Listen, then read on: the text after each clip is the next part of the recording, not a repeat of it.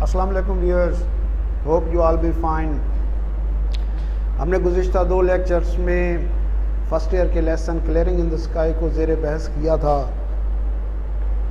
اور اب بھی ہم اس کے لاسٹ ایپیسوڈ یا لاسٹ لیکچر کو سمیٹتے ہوئے آگے یوں بڑھتے ہیں کہ lesson clearing in the sky میں ہم نے اسکیچ میں دیا تھا۔ یہ لیسن جو ڈگنیٹی آف لیبر کو ظاہر کرتا ہے، تو اس کے سابقہ اسکیچ جو بنائے گئے تھے اس میں یہ ہم نے پتہ چلا تھا کہ جیس اور اس کا والد جو پہاڑ کی غالباً چوٹی جسے کلیئرنگ ان دا اسکائی سے تشبیہ دی جا رہی ہے اس کے اوپر پہنچ چکے ہوتے ہیں، اور جیس جو دیکھتا ہے وہاں پر فارم جو پہاڑ کی چوٹی جسے صاف کیا گیا ہوتا ہے اور اس کے اوپر باڑ بھی لگی ہوئی ہوتی ہے، اور صاف کی ہوئی جگہ پہ مختلف سبزی کے پودوں کی قطاریں بھی وہ دیکھ چکا ہوتا ہے۔ وہاں پر وہ کسی درخت کے ٹھنڈ پر دونوں بیٹھے ہوتے ہیں، اور زیر بحث یہی بات ہوتی ہے کہ اس کے والد نے یہ کیسے کیا۔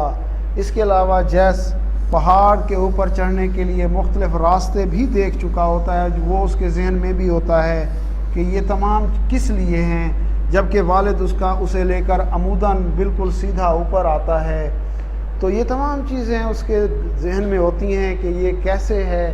تو بہرحال وہ پہاڑ کی صاف کی ہوئی جگہ کے ایک جانب آ کر کھڑا ہو کر نیچے کا جب جائزہ لیتا ہے تو اسے نیچے مختلف دور دور تک اپنے لہلہاتے ہوئے کھیت نظر آتے ہیں، جو اسے یاد ہوتا ہے کہ اس کے والد اور والدہ نے لیبر کی محنت کی اور یہ کھیت بنائے تھے۔ اسے یہ بھی یاد آتا ہے کہ ایک پرانا سا واقعہ کہ جب وہ 6 سال کا تھا تو انہی کھیتوں میں کہیں کھیلتے ہوئے اس کے پاس ایک چھوٹا سا لکڑی کا ہل تھا، وہ کہیں کھو گیا تھا۔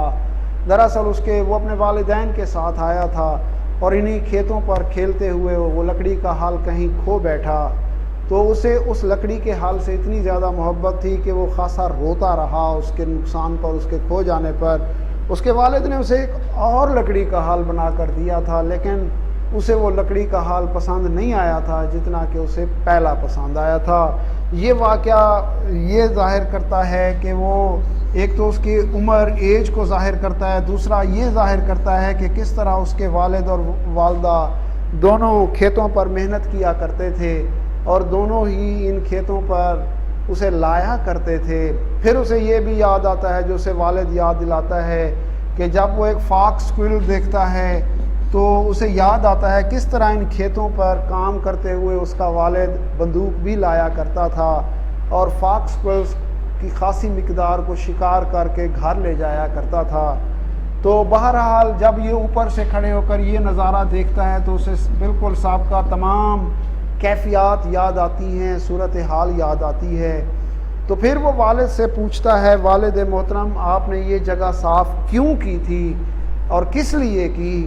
ہمارے پاس تو دیکھیں کہ اور بھی بہت ساری زمین ہے، ہمارے پاس وہ بھی خاصا فرٹائل علاقہ ہے۔ تو اس کا والد اس کی بات سن کر خوش ہوتا ہے اور اس سے پوچھتا ہے فرٹائل کس لحاظ سے؟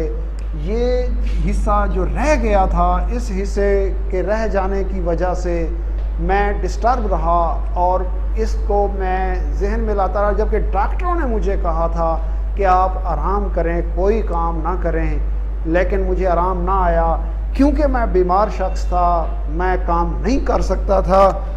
تو میں نے پھر آہستہ آہستہ ایسا راستہ بنایا جو اوپر آنے کے لیے مجھے بہت کم تکلیف کا باعث بنتا تھا۔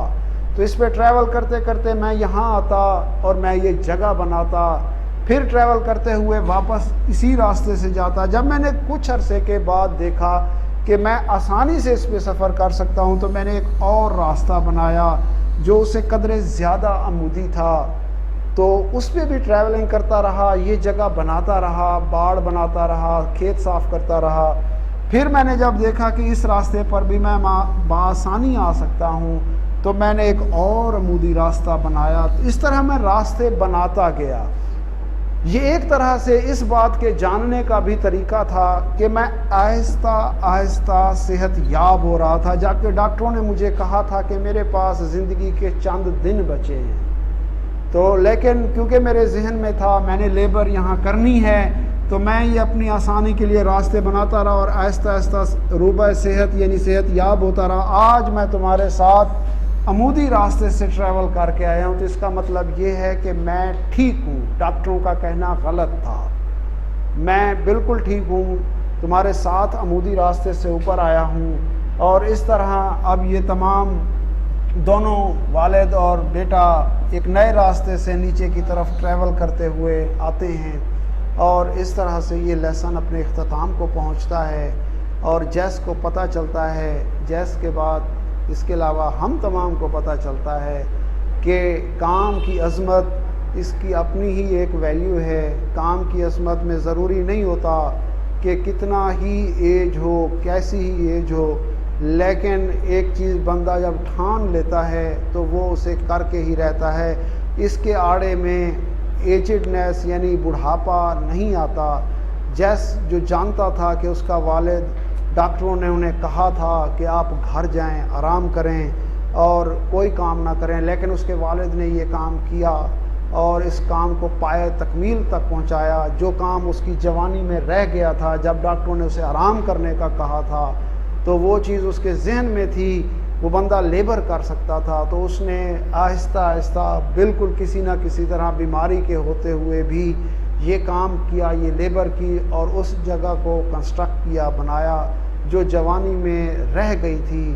اور اس طرح جیس کا والد اپنے بڑھاپے میں بھی اس چیز کو پایہ تکمیل میں پہنچانے میں کامیاب ہو گیا۔ اور بے شک بیماری تھی، ڈاکٹروں کا منع کرنا بھی تھا، اس کے علاوہ بھی اس نے یہ کام کیا۔ This is the end of this lesson. اس لیسن کے حوالے سے جو لیسن میں نے بتایا ہے کہ یہ لیسن ڈگنیٹی آف لیبر کو ظاہر کرتا ہے، کام کی عظمت کو۔ اس میں تمام طلباء کے لیے بھی ایک لیسن ہڈن ہے کہ آپ محنت کریں، لیبر کریں، جو چیز آپ کے ذہن میں ہے آپ اسے، یا آپ نے کوئی چیز اڈاپٹ کی ہے، اسے قطعاً اس لحاظ سے مت چھوڑ دیں کہ میں اسے کمپلیٹ نہیں کر پاؤں گا، میں اسے پورا نہیں کر پاؤں گا۔ آپ اسے بالکل پورا کر سکتے ہیں کہ وہ آپ کی اپروچ میں ہے۔ جو چیز، جو علم، جو کلاس یا جس کسی میں بھی آپ نے پڑھنا ہے، کرنا ہے، اس میں بھی آپ لیبر کر کے اس کو اچیو کر سکتے ہیں۔ اس میں ضروری نہیں ہوتا کہ عمر کی کوئی خاص حد مقرر ہوتی ہے۔ اس لیسن میں یہ دکھایا گیا ہے کہ ایک ٹف کام جو ایک بوڑھے آدمی کے کرنے کے قابل نہیں ہوتا، لیکن صرف محنت کی وجہ سے وہ اس چیز کو اچیو کرتا ہے، اس چیز کو حاصل کرتا ہے، جو بظاہر ایک ناممکن سی بات نظر آتی ہے، لیکن وہ اس کو بھی اچیو کر لیتا ہے۔ تو نوجوان طلباء کے لیے تو یہ چیز اور بھی آسان ہے کہ جو انہوں نے اپنا مقصد چوز کیا ہے اس مقصد کو وہ پورا کریں۔ This is the end of this lesson. اللہ حافظ۔